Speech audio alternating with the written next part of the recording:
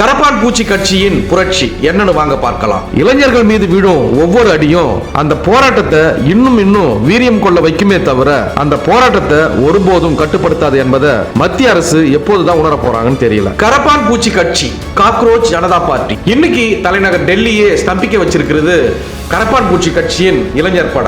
விவசாயிகளுடைய போராட்டத்துக்கு அப்புறம் மத்திய பாஜக அரசை மூச்சு முட்ட நிற்க வைத்திருக்கிறது இளைய சமுதாயத்தினர். நீட் தேர்வை ரத்து செய்ய வேண்டும், மத்திய கல்வி அமைச்சர் தர்மேந்திர பிரதான் பதவி விலக வேண்டும் என்ற இரண்டு கோரிக்கைகளை முன் வச்சு இந்த போராட்டத்தை இளைஞர்கள் நடத்தி வராங்க.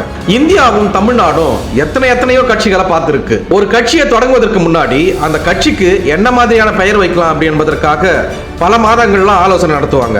ஆனா ஒரே ஒரு நொடியில ஒரு பெயரை குறிப்பிட்டு உருவானது தான் கரப்பான் பூச்சி கட்சி. இந்த கட்சி உருவானதற்கு அரசியல்வாதிகள்லாம் காரணம் கிடையாது, நீதிமன்றம் தான், அதுவும் உச்ச நீதிமன்றம். இந்த உச்ச நீதிமன்றத்துடைய உச்சபட்ச அதிகார மையமா இருக்கும் தற்போதைய தலைமை நீதிபதி சூரியகாந்த் சொன்ன வார்த்தைகள்ல சூடானதால உருவானது தான் இந்த கரப்பான் பூச்சி கட்சி. இது எப்படி உருவாச்சு? இந்த கரப்பான் பூச்சி கட்சி போல உலக வரலாற்றுல ஜோக்காக ஆரம்பிச்சு சீரியஸாக மாறிய 4 விசித்திர சம்பவங்களை பற்றியும் இப்போ டெல்லியில பிற மாநிலங்களில் நடந்து கொண்டிருக்கின்ற போராட்டங்களின் பல்வேறு தகவல்களை பற்றியும் இந்த காணொலி மூலம் ரத்தின சுருக்கமா காண இருக்கிறோம். வாங்க வீடியோக்குள்ள போலாம். மேலும் இதே போன்று உலகில் நடக்கக்கூடிய பல்வேறு சுவாரஸ்யமான தகவல்களை, புது செய்திகளை உடனுக்குடன் தெரிந்து கொள்ள எங்களுடைய தமிழ் களஞ்சியம் சேனலை பின்தொடருங்க.